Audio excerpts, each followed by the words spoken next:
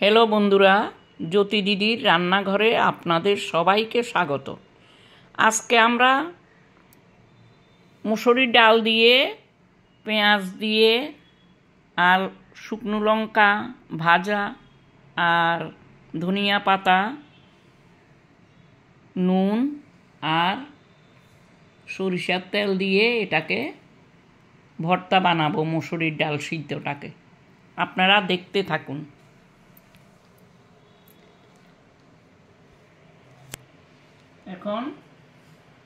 এখন মুসুরির ডালটাকে মাখবো।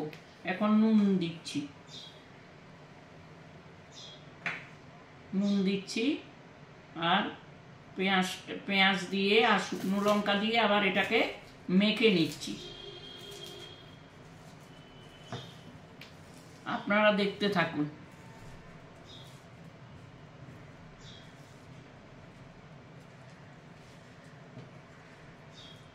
আপনারা এইভাবে মুসুরি ডাল সিদ্ধ করে এইভাবে মাখবেন।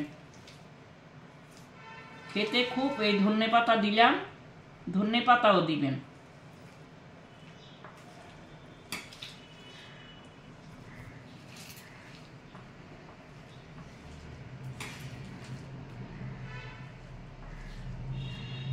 এখন সরিষার তেলটা দিয়ে দিচ্ছি।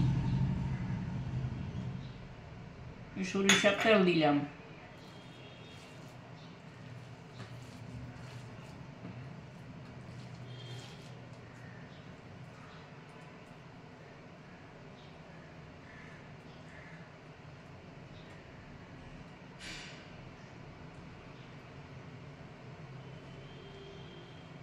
এখন খেয়ে দেখি কিরকম টেস্টি হয়েছে।